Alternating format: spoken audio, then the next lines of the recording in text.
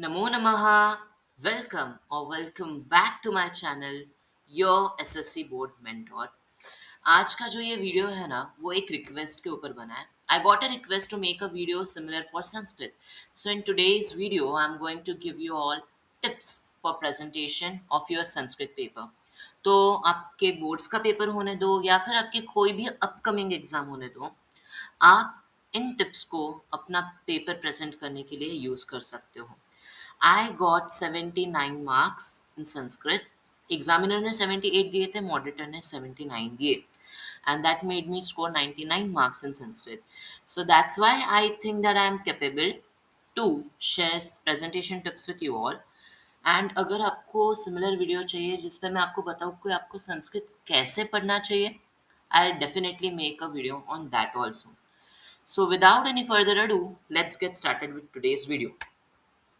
तो सबसे पहले आता है हमारा प्रथम विभाग, जिसमें होता है चित्रपद कोश, अंक अक्षर और हमें जो होता है टाइम को मैच करना होता है।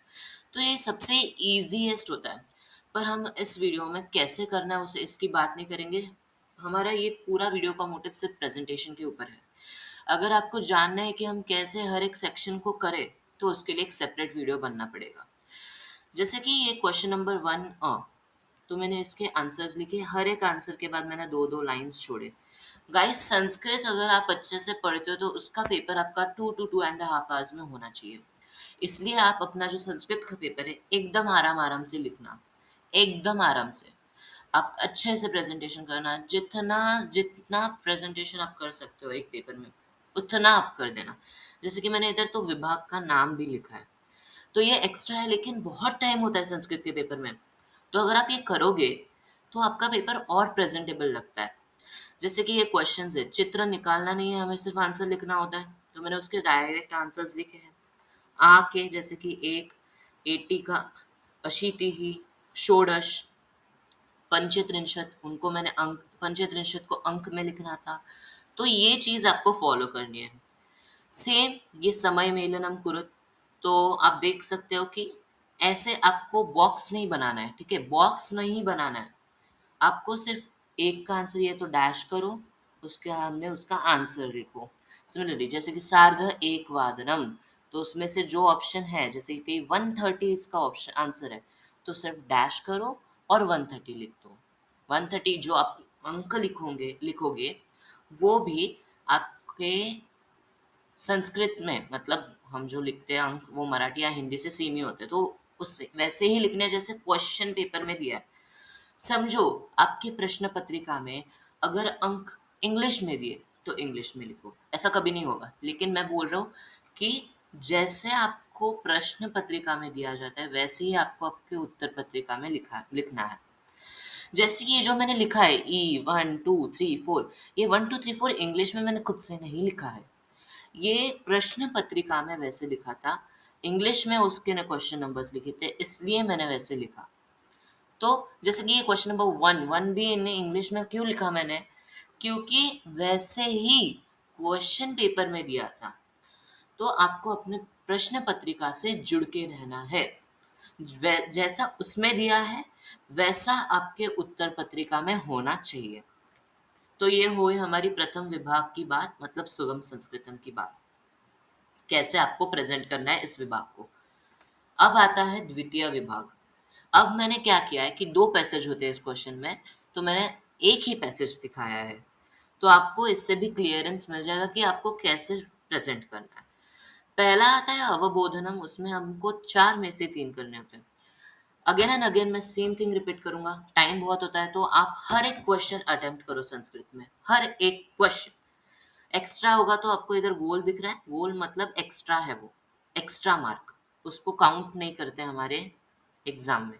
मतलब अगर समझो ये 3 मार्क का क्वेश्चन, 3 ही मिलेंगे, 4 नहीं मिलेंगे, ये एक्स्ट्रा में काउंट होता है। तो हमें सेफर साइड पे रहना है हर टाइम। अब इसमें आई थिंक था कि उचित पर्यायम चिनुत, तो मैंने क्या किया था आप देख सकते हो। अंडरलाइन करो, जो भी आपका आंसर है अंडरलाइन करो, ऑप्शन लिखने की जरूरत नहीं। हाँ, पर जैसे कि सत्यम असत्यम है, सत्यम असत्यम में आपको क्वेश्चन लिखना ही है। अगर आप क्वेश्चन नहीं लिखोगे आपका मार्क जाएगा। ये आप ध्यान में रखना। उसके बाद ये है answer in one sentence. Answer in one sentence के लिए आपको क्वेश्चन नहीं लिखना है। और ये था आई थिंक विभक्ति कौन सी बराबर है वो लगा के आपको सेंटेंस पूरा करना था, तो आप देख ही सकते हो अंडरलाइन। तो सेम पैटर्न है। आप अच्छे से क्वेश्चन लिखो और हैंडराइटिंग बहुत अच्छी निकालो। आप देख सकते हो मैंने बहुत अच्छी हैंडराइटिंग निकाली है इस पेपर में। तो वैसे ही क्योंकि संस्कृत के पेपर में बहुत टाइम होता है, तो आप अच्छे से धीरे धीरे से लिखो। फिर आता है हमारा उसी क्वेश्चन का दूसरा पार्ट, शब्द ज्ञान। शब्द ज्ञानम के लिए भी मेरे पास कुछ टिप्स है, वो मैं आपको अगर चाहिए तो अलग वीडियो में बता दूंगा। तो आप देख सकते हो कैसे मैंने, ये है संधि का क्वेश्चन। संधि को इसमें आधा आधा मार्क के लिए संधि आया था, तो फिर जो पूछा है उसको अंडरलाइन करो, बराबर है। ये था मैच द कॉलम, मतलब वोकेबलरी का क्वेश्चन है कि एडजेक्टिव ढूंढना था, उसका क्या एडजेक्टिव था। तो ये तो हम देख सकते हैं, इधर क्या था, वर्तुलाकारम, तो इसमें पीठम आएगा। हमें विभक्ति करके एक टॉपिक होता है, तो उसमें ये सिखाया जाता है। एडजेक्टिव जो भी होगा वो उसी विभक्ति में होगा जो पर्सन होगा या फिर जो ऑब्जेक्ट होगा। उसके बाद ये था क्रमेण योजयत। तो क्रमेण योजयत में आपको ध्यान देके आंसर अटेम्प्ट करना है। आप देख सकते हो कैसे मैंने प्रेजेंट किया है। डबल मार्जिन है, हर हर साइड में डबल मार्जिन देता हूँ मैं, क्योंकि वो और प्रेजेंटेबल दिखता है। एक आपका पेपर ऐसे दिखना चाहिए ना कि देख के ही एग्जामिनर खुश हो जाए। अब देखो नेक्स्ट है ट्रांसलेशन का क्वेश्चन। तो फर्स्ट क्वेश्चन आता है कि ट्रांसलेशन करें किधर से। ट्रांसलेशन आप नवनीत के गाइड से कर सकते हो, या फिर आप आपके जो क्लास के या फिर स्कूल के टीचर्स है, जो आपको अगर वो खुद से दे रहे हैं ट्रांसलेशंस, तो आप उनसे भी कर सकते हो। तो आप देख सकते हो इसका ये तरीका होता है, ठीक है, मैंने ऐसे ही जगह नहीं छोड़ी है, ये तरीका ही होता है। वैसे आप अगर इंग्लिश में भी डायलॉग राइटिंग का देखोगे ना, जो आप डायलॉग्स लिखते हो ना वो एक ही लाइन में आने चाहिए, समझा। मतलब आप अगर ये कितना भी होने दो, बट ये एक ही लाइन में आना चाहिए, वो रूल होता है। तो इधर एग्जामिनर ने दो दो मार्क्स दिए हैं एंड इसमें भी मुझे फोर फोर मार्क्स है। उसके बाद आता है माध्यम भाषा का क्वेश्चन।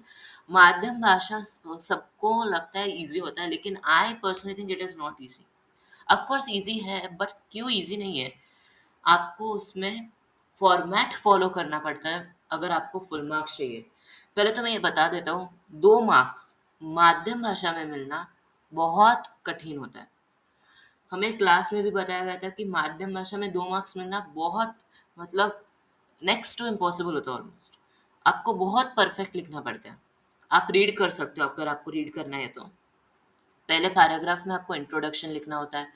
अब ये जो श्लोक था ना, हमारे लेसन में दिया था, व्यसन मित्र परीक्षा, उस पाठ में ये श्लोक दिया था। और इसके ऊपर वो माध्यम भाषा आया था, इसलिए मुझे वो श्लोक याद था, इसलिए मैंने वो लिखा। तो ये छोटी छोटी चीज़ों से भी बहुत इम्प्रेशन होता है। वो देखते हैं कि आप कितना एफर्ट्स डाल रहे हो कोई चीज़ करने के लिए।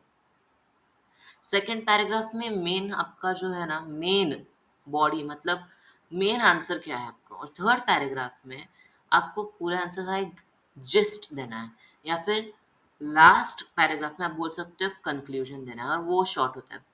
पहले में आपको बताना है कि कौन से पार्ट से क्वेश्चन लिया, उसके लेखक कौन है, और बहुत चैप्टर्स में हमें बता भी गया है कि कौन से बुक से लिया है, तो वो चीज़ें भी आप मेंशन कर सकते हो।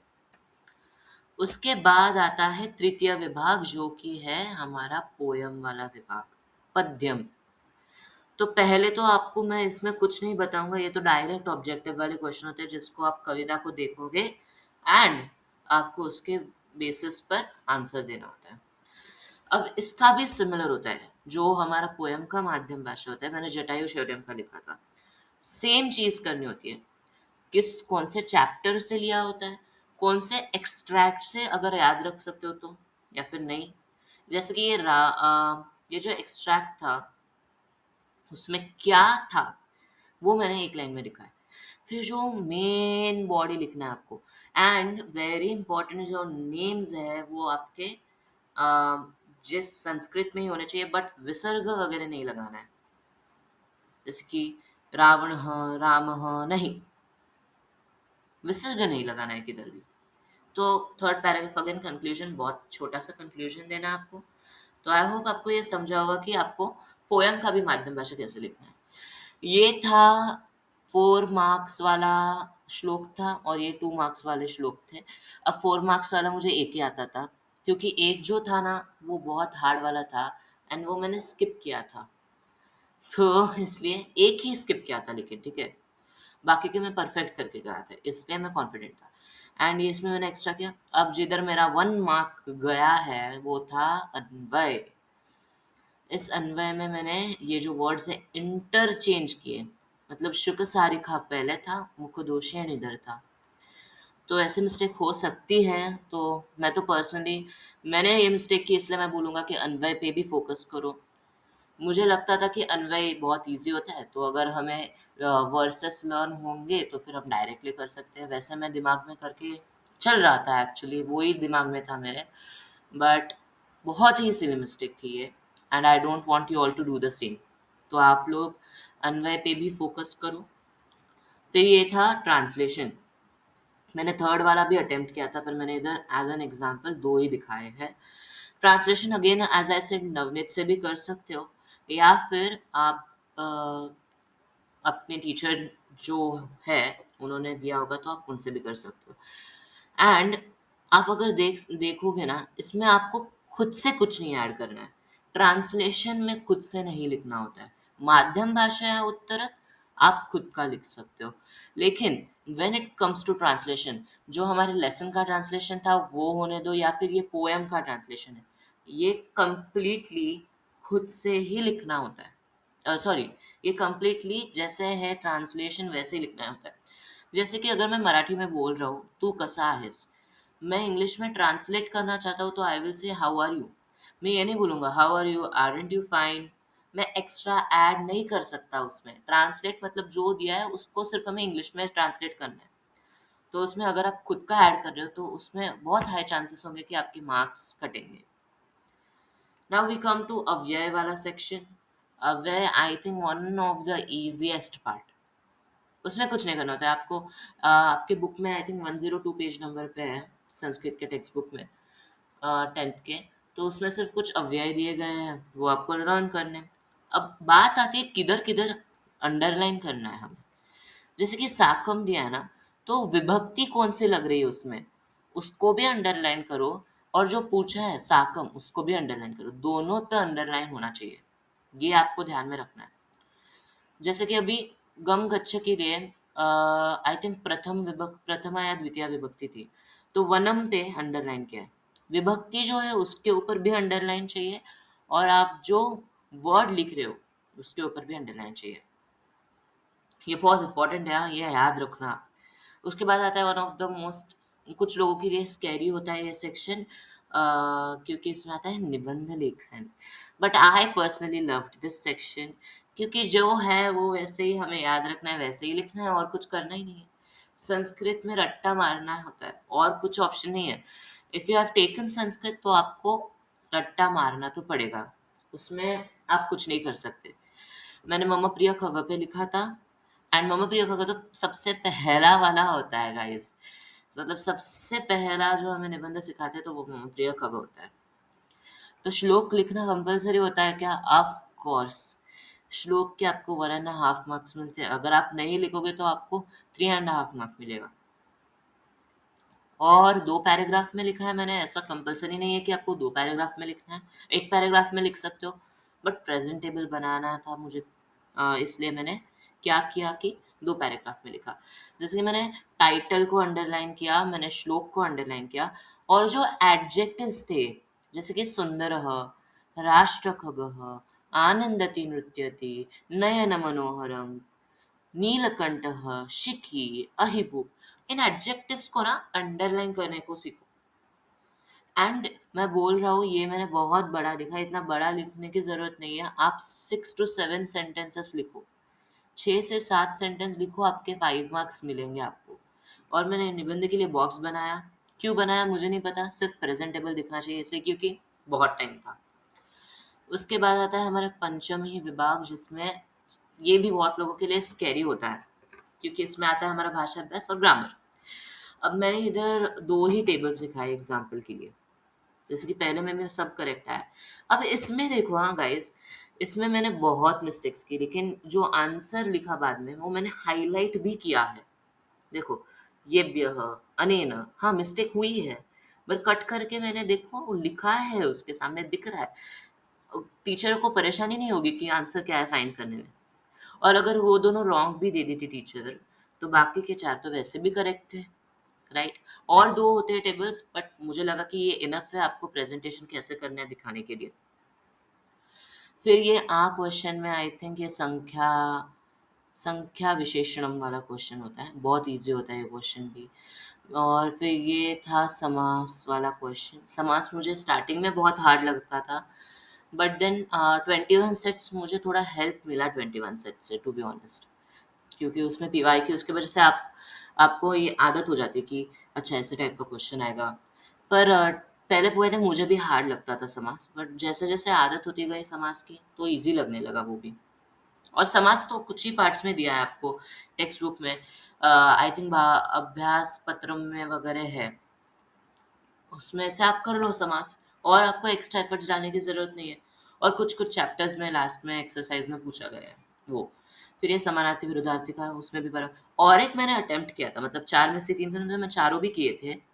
पर मुझे लगा कि प्रेज़ेंट कैसे करना है वो बताने के लिए ये इनफ था।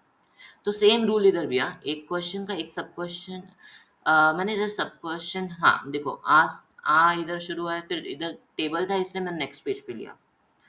तो ऐसे आपको करना है, आपके मेन पेपर में भी हो या फिर आपकी कोई भी अपकमिंग एग्ज़ाम। उसके बाद आता है षष्ठ विभाग, जिसमें अपठित गद्य आता है। अपठित गद्य के बहुत ये होते हैं कि कहाँ से करें एंड ऑल, बट वो भी मैं आपको अलग वीडियो में बताऊंगा अगर आपको चाहिए तो। पर आप देख सकते हो इधर हमारा मेन मोटिव है कि प्रेजेंट कैसे करना है पेपर में। मैंने खुद का पेपर आपको दिखा रहा हूँ, तो सब क्वेश्चंस राइट ही है इसमें। एक क्वेश्चन था ट्रांसलेशन वाला, तो मुझे वो नहीं आ रहा, तो मैंने अटेम्प्ट नहीं किया वो। ठीक है, देख रहे हो, 6 में से 4 करने होते, मैंने 5 अटेम्प्ट किए, पाँचों बराबर निकले, तो एक एक्स्ट्रा में गया। सिमिलरली ये क्वेश्चन था पोएम के ऊपर, तो उसमें एक ही अलग चीज़ थी कि पिता का समानार्थी शब्द, तो वो तो हमें पता ही है, जनकः, तातः, राइट? एंड ये तो सबसे ईज़ी होता है कि एक और 2-3 लाइन्स देते हैं वो लोग, एंड उसके ऊपर हमें एक चार्ट या फिर टेबल कंप्लीट करना होता है।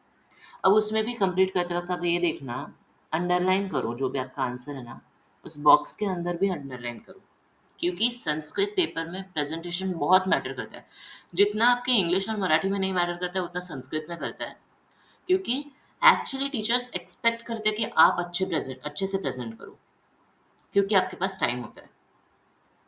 आज का वीडियो एंड करने से पहले मैं ये बोलना चाहूँगा कि विद्याधनम सर्वधन प्रधानम। विद्या, कोई भी और जितने भी वेल्थ है, जितने भी फॉर्म्स ऑफ वेल्थ है, मनी, हाउस, कार, इन सब की तुलना विद्या से कभी नहीं हो सकती है। तो इसलिए बहुत ही अच्छा ये कोट है। आप जो भी बोलना वो बोल लो, लेकिन ये याद रखना हर टाइम। आप जब विद्या कंज्यूम कर रहे हो ना, मतलब ये धन से भी बढ़कर है। विद्या धनम सर्वधन प्रधानम। ज्वेलरी या फिर कैश, बैंक अकाउंट्स, इन सबसे बढ़कर जो होती है वो होती है हमारी विद्या। और विद्या अगर आपके पास होगी ना, तो ये सब आपको वैसे भी प्राप्त होने ही वाला है। धन्यवाद and thank you very much for watching today's video. अगर आपको प्रॉपरली संस्कृत के लिए पढ़ने की स्ट्रैटेजी का वीडियो चाहिए, तो श्योरली मुझे बता देना। और ज़्यादा और एक श्लोक मुझे बोलना है। कुसुमं वर्णसम्पन्नं गन्धहीनं न शोभते क्रियाहीनं मधुरं वचनं तथा। अब इसका अर्थ क्या है आप ही ढूँढ लो। Bye bye, see you all.